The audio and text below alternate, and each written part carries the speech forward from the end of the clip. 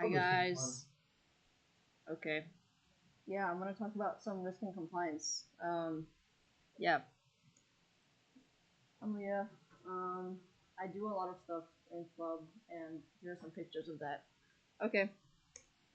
So first, let's do an overview of what I'm gonna be talking about. To understand what I'm gonna be talking about, first, we have to grab a definition off of the internet. This is from the Institute of Risk Management. Cyber risk is any risk of financial loss, disruption, or damage to the reputation of an organization from some sort of failure of its information technology systems. And yeah, it's stuff that could happen to your business, and you never know what could happen. So for example, it could just kind of that's a risk. This is a risk, okay, guys. I just have some more examples to go through. Yeah, this there's a lot of stuff that can happen to your business. We're just gonna. This is the presentation, guys. What do you think could cause those kinds of explosions? Sorry. Yeah, no questions. What was that again? What do you think could cause those kinds What of could cause those? Some kind of. something in the sky could. I mean, anything's possible. Yeah, something in the sky, that's possible. Um, but yeah, that's actually not the presentation, guys. So funny. So, what can you do with risk? I think we've all talked about this probably in CSEC 140. You can choose to avoid, transfer, reduce, mitigate, or accept it. For avoiding, this strategy basically involves completely eliminating the risk and not engaging in activities that create that risk. This is really hard to do, but for example, a company might choose to not launch a product if there are risks that are too high. Basically, don't do business if you don't want to get hacked, which is not really it's not realistic.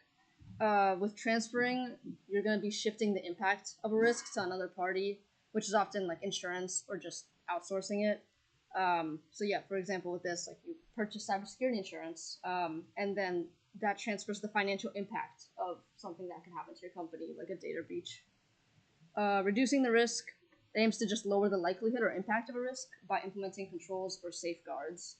And you could just, that's kind of with improving your organization's IT infrastructure or training employees to reduce the risk of a cyber attack through those kind of vectors. Mitigating, similar to reducing, but it focuses on just lessening the severity of a risk's impact if it occurs. So if you have a disaster recovery plan, that would mitigate the damage from a natural disaster. That's kind of how it differs from reducing versus mitigating. But sometimes you just have to accept the risk because the cost of avoiding or reducing it outweighs the potential impact. So this is more common if the risk is just minor or very unlikely to occur. This leads into risk scoring. So when a company is deciding whether or not what they want to do with risk, they need to understand they want to quantify it. So that's where a risk score comes in. Again, we probably all heard this: likelihood times impact is the risk.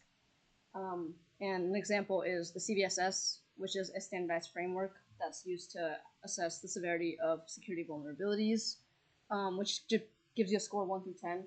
You're going to hear that often of oh, this happened, and had a CVSS score of whatever. And that's broken down into exploitability and impact. And within that, it's if the more factors within the attack vector, attack complexity, and a lot of things that go into how it's going to be exploited and how bad that's going to be, as well as its impact on the CIA triad, which, confidentiality, integrity, and availability. Let's see. Okay, I guess I just go into what is compliance. Another definition is, adherence to standards and regulatory requirements. That's what I would take out of that paragraph. CIA triad again. And why is compliance important? When you have to think about, running a business or just an organization in general, you have regulatory requirements, which is just what you have to do without any exceptions. You have to be ready to be audited if that's necessary. And then in general, if your company is, known to be the people that get hacked a lot, I don't think you would get a lot of business. So that has to do with your reputation and security posture because, yeah, I mean, I said, yeah, that's all with that. Then, when we're talking about compliance, there's frameworks and there's regulations. So yeah, on the left, frameworks. They're a set of guidelines and they're more like best practices. And frameworks, you generally adapt them to an organization's needs. So, they can be tailored to different contexts and different industries. Yeah, voluntary and flexible. Versus regulations, like I mentioned on the last slide, it's a legal requirement and you have to do it because it's a law. That's why. And it's mandatory. You have to do it part. And now I'm just going to talk about some frameworks. I think a lot of people have heard about the NIST RMF, or being referred to as the RMF process when you're talking about compliance. Yeah, from NIST themselves, they talk about it as a comprehensive, flexible, risk-based approach. And yeah, the benefits of this include structured approach to managing security. It improves security and compliance. Obviously, if you follow it, you're more likely to, if you're fulfilling the recommendations of it, you're going to be more cyber secure. And yeah, it just has to do with monitoring risk. Yeah, let me start to say about that. It's widely adopted across government and critical infrastructure sectors. And it's like, basically, RMF is about integrating cybersecurity into the system development lifecycle for SDLC. This is like each part of it. This is kind of what an organization would go through when they're following RMF. I don't really feel like reading all that, but yeah, prepare, categorize, select, implement, assess, authorize, and monitor. It's very structured, and it really breaks down what you need to do. There's more within each of these categories. This is just an overview. I think I have another. Yeah, and then again, the process life cycle. If you notice that it has in the parentheses under each one something called FIPS and SP. I will touch on that later, but it basically aligns things with other types of requirements and regulations to kind of allow an organization, if they're doing RMF, then they're probably likely to be compliant with other ones as well. That's how that works. Yeah, and then I was like, wait, I didn't even explain what NIST is. NIST is the National Institute of Standards and Technology, best known for the CSF and RMF, and probably their special publications or SP series. So yeah, this organization plays a critical role in cybersecurity because they provide guidelines, standards, and just best practices to help organizations manage their cybersecurity measures. They're also, they're used across industries and sectors, and they talk about, like, the regulatory requirements include stuff about risk management, security controls, threat mitigation, everything. And they have a lot of pretty pictures that go along with it. So this one on the left is the NIST CSF, the newer one. They just came out with a revision 2.0 that includes governance, because before it was just identify, protect, detect, respond, recover. But they decided to integrate governance into it. And yes, they used CVSS right here, and yeah, included the steps of the RMF on the top too. Yeah, and like I just said, CSF, it's a basis for assessment and expressing target state, and it touches on different aspects that are applicable to kind of like subject matter experts or executives or people who actually implement the operations of a company. So it brings everything together to people, like, how are you actually going to do cybersecurity in a company? The fusion of like business and mission logic with cybersecurity outcomes.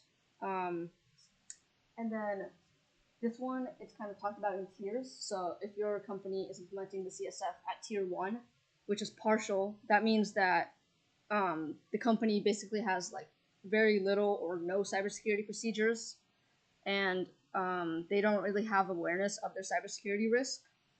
Then on tier 2, if your company is that, then the majority of like executives are aware of the main threats that they could face.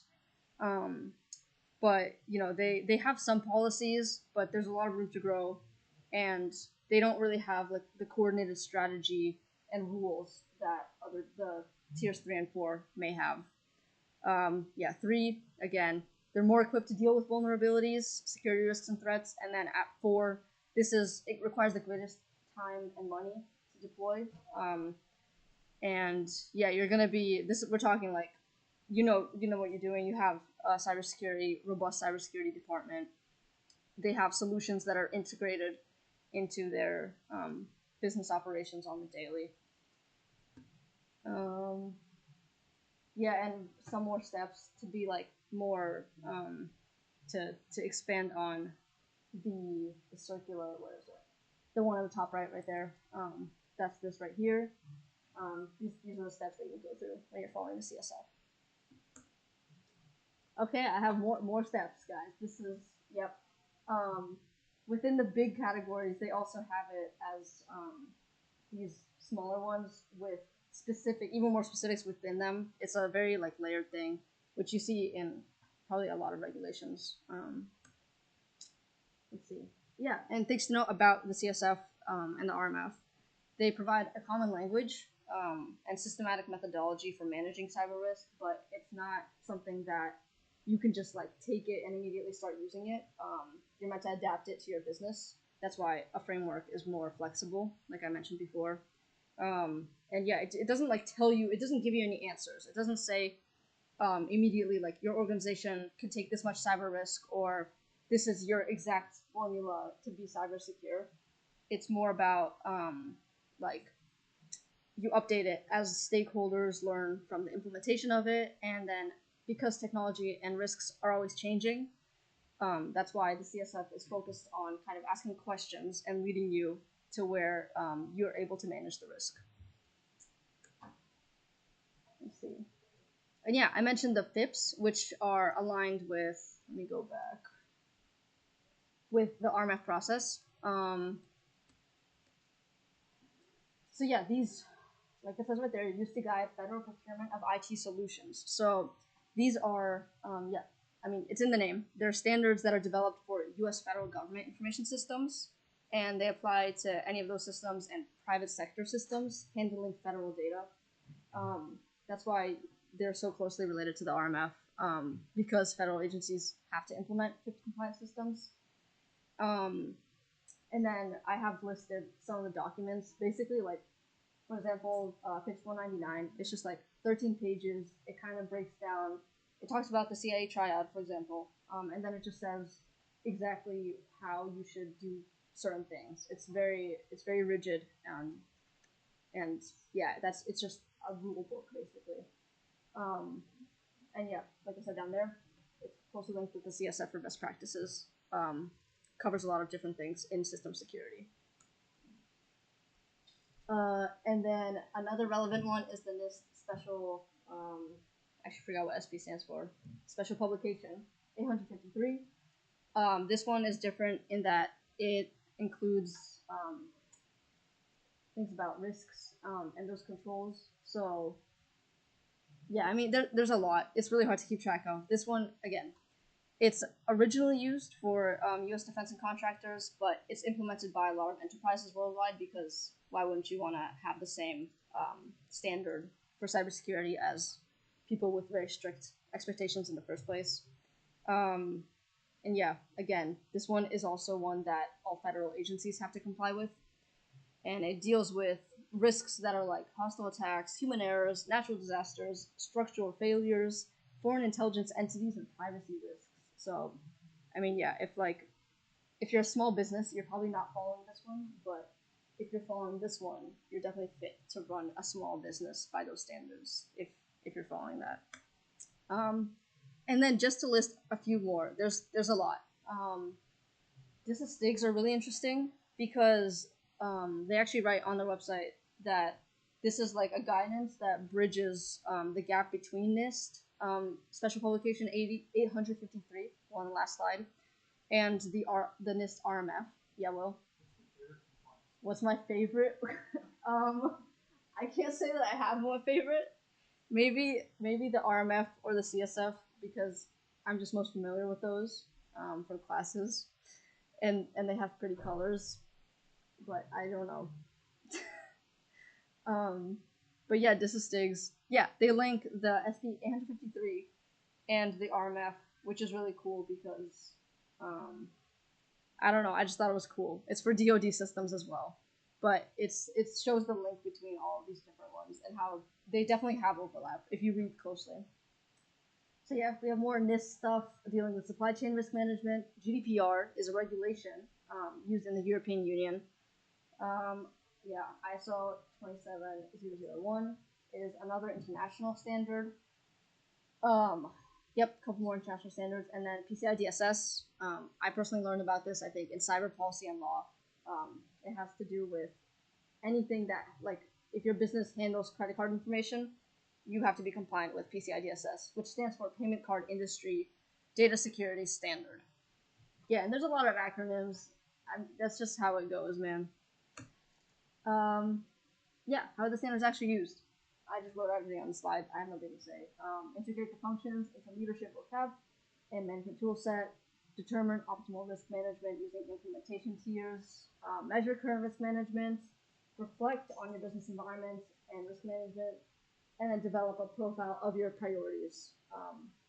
Yeah, I've covered all that. And then staying compliant. So yeah, what you can do, you can perform vulnerability assessments, penetration tests, and audits. There's different types.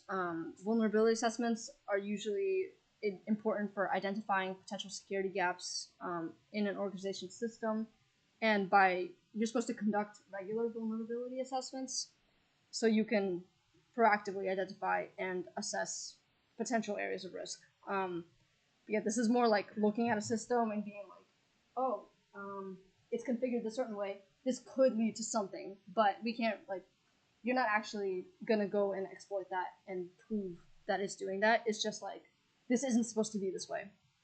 Meanwhile, penetration testing, you're actually gonna evaluate the effectiveness of an organization's security controls by attempting to simulate cyber attacks and exploit those vulnerabilities and how exactly they can be used. And auditing is just very comprehensive. Again, writing out everything. Yeah, a lot goes into that as well. Oh, okay. Oh, hold on. What goes into vulnerability assessment? I would know because I took CSEC 140 and I was the principal analyst, so you guys can trust me, okay? Will Dandridge was there too, and Dan LaChance. Like, this team is crazy. Brickwall Cyber has never been more secure. And then the goals of a vulnerability assessment, they would be to find vulnerabilities, assess the severity of those vulnerabilities, and then provide recommendations on how to remediate or fix or what to do about them in general. So, yeah, the first one, finding them, it involves scanning, testing, and examining the systems for the weaknesses that might be present. And that's where vulnerability scanners come in, which I'm not really going to get into depth about that because there's different ones. They have a lot of different like use cases and scopes and reasons for use, but they're cool. But yeah, vulnerabilities, they can be software, hardware, human, anything. And then the severity of the vulnerabilities, once they're identified, you have to assess, how bad it would be and the potential impact. So that was the risk equals likelihood times impact part of that. You would give it a risk rating, and you would probably also do an asset classification and likelihood of exploitation in relation to severity. And finally, after assessing the severity, your final goal is to recommend appropriate actions to mitigate or resolve the risks. And yeah, it's just actionable things that you would align with an organization's risk tolerance, and also the resources they have to dedicate to this, like money and people. And again, yeah, you're telling them how they would be able to reduce the attack surface and prevent potential exploits of the vulnerabilities that they were found. Let's see what else I wrote. Yeah, so that would be things like recommending access control methods or implementing monitoring and logging, updates, patches, employee training. There's a lot that goes into actually doing the cybersecurity part rather than just discovery. And then, yeah, I have steps to get to those goals. So in vulnerability assessments, you're going to plan the scope and the goals and the assets. Then you're actually going to scan, use the tools to detect the vulnerabilities. analyze them. So again, assess risk, severity, and impacts.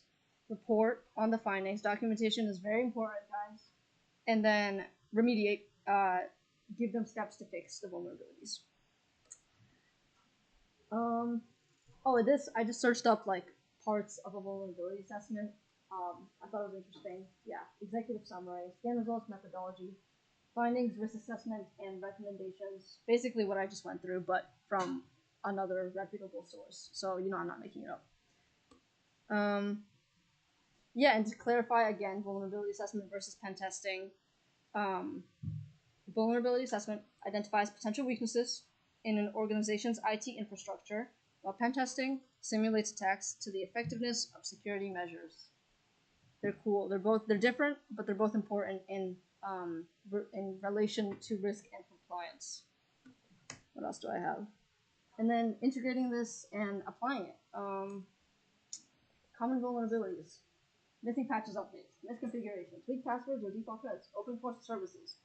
These are very simple things that I just thought of.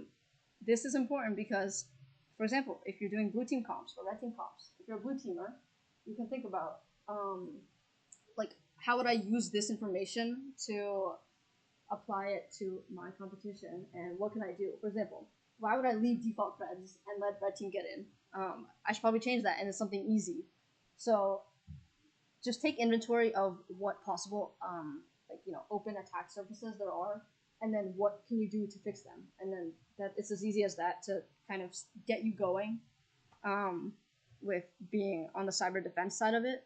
And then red team, I mean, that does relate more to pen testing and stuff, but again, yeah, if you're analyzing a system and you're seeing very simple things, you can think of how you would exploit them, and kind of on the analysis side, just go through and say, hypothetically, if there is a weak password, it will be easy to guess, and then boom, I get in, and then I do this and this, etc.